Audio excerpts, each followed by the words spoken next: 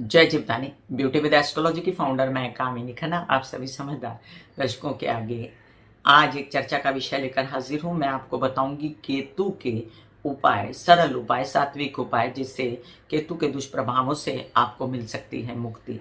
तो चलिए, video start करने से पहले मैं आप सबसे नम्र निवेदन कर दूं कि सब्सक्राइब कीजिए मेरा यूट्यूब चैनल YouTube/ब्यूटी विद एस्ट्रोलॉजी। जब आप सब्सक्राइब करेंगे तो पॉप अप होकर ऊपर बेल बटन आएगा और उसे क्लिक करते ही मेरे चैनल की सभी जानकारियां आप तक सबसे पहले पहुंचती रहेंगी।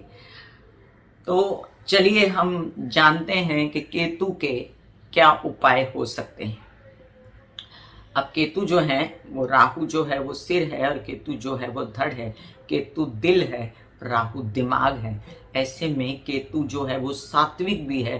राक्षसी प्रवृत्ति होने के साथ साथ केतु का सात्विकता में बड़ा ही जोर है और आध्यात्मिक रुचि भी है। और साथ साथ केतु को विद्वानों ने ऐसा कहा है कि केतु झंडा लहराता है जहां बैठता है। अब यही केतु अगर गलत भावों में बैठ गया, यही केतु, वैसे तो केतु माना गया है पहले से लेकर पंचम भाव तक उसका प्रभाव अच्छा होता है, लेकिन यही केतु अगर अष्टम स्थान पर बैठ गया, द्वादश स्थान में, तो ये आपको मोक्ष दिलवाता है। और यही केतु दशम स्थान में आपके कार्यों को झंडे लहरा देता है। बट ये अगर किसी ऐसे ग्रह, शनि के साथ बैठ गया, केतु अगर ऐसे ग्रह के साथ बैठ गया जिससे उसकी पट्टी ना हो, तो केतु बड़े दुष्प्रभाव दे सकता है। ऐसे में केतु के 5 उपाय, सरल उपाय मैं आपको बताती हूँ। अब केतु का सबसे सरल उपाय है गणेश जी की आराधना करना, गंग गणपति नमः के जाप करना, या आप गणेश जी के संकट नाशनम गणेश स्तोत्र भी बोल सकते हो। मतलब ये दूसरा उपाय है कि संकट नाशनम गणेश स्तोत्र 8 बार लिख के ब्राह्मण देवता को दे दें तो भी मंगल से रिलेटेड और केतु से रिलेटेड उपाय होते हैं।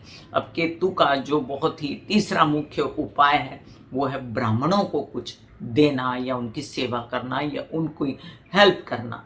मैं इस दान वर्ड को बिल्कुल नहीं मानती, क्योंकि दान जैसी कोई चीज़ नहीं होती है। अपने दिल से दिया किया हुआ जो कर्म होता है, ये नहीं कि मेरा दिल कर रहा है इसलिए मुझे देना है, उसकी क्या ज़रूरत है।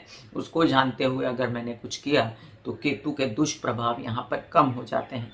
तो ब्राह्मणों को अगर जैसे कि लगा आपको कि कुछ दुष्प्रभाव कम करने हैं केतु के, तो ब्राह्मणों की हेल्प कीजिए। अब चौथी चीज़ है कि आप शिव जी पे केला, बनाना चढ़ा सकते हैं। आप जो हैं ये बनाना ब्राह्मणों में भी दान कर सकते हैं, और आप बनाना कुछ गरीब लोगों को भी खिला सकते हैं जिनको ज़रूरत हो। तो बनाना को दान करने से केतु की शांति हो जाती है, केला दान करने से। अब मज़ेदार बात यह है कि केतु यहाँ पर बृहस्पति के उपाय करने से भी शांत हो रहा है। चौथा उपाय मैं आपको बताती हूँ। लोग कहते हैं कि जो घर में पेट पालते हैं हम, डॉगी, जो कि बड़ा ही प्यारा होता है, ये अगर काले कलर का हो तो ये केतु का उपाय होता है। लेकिन ऐसा न कीजिएगा कि आपके घर में किसी को पेट पालना पसंद नहीं है और आप उठा के पेट ले आए और आपके घर में कलह क्लेश हो गया, तो ये केतु अच्छा असर देने से रहा और बुरा असर हो गया आपके घर में। तो सबकी रुचि का ध्यान रखते हुए अगर सब चाहें कि आपको घर में पेट पालना है, तो आप वो घर में काला पेट डॉगी पाल सकते हो। अदरवाइज आपको मैं उसका 5वां उपाय बताती हूँ केतु का। आप जाके कुछ जो स्ट्रीट डॉग्स होते हैं, वो स्ट्रीट डॉग्स की सेवा कर सकते हो। उनको, वैसे तो लोग कहते हैं कि इनको मीठा खिलाओ, लेकिन उनकी अगर रुचि नहीं होती तो छोड़ के चले जाते हैं, वो खाते नहीं हैं। लेकिन आप अगर उनको जो चाहिए वो खिला दो, तो उसमें जो श्वान होते हैं वो केतु को शांत करते हैं, श्वान की सेवा करने से।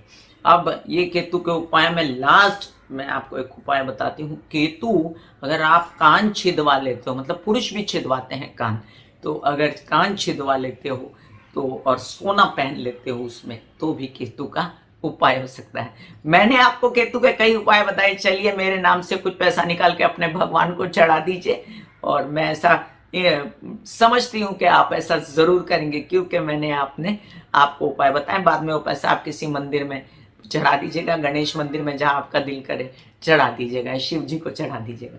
अब के लिए बस इतना ही, आज्ञा दीजिए। धन्यवाद और नमस्कार।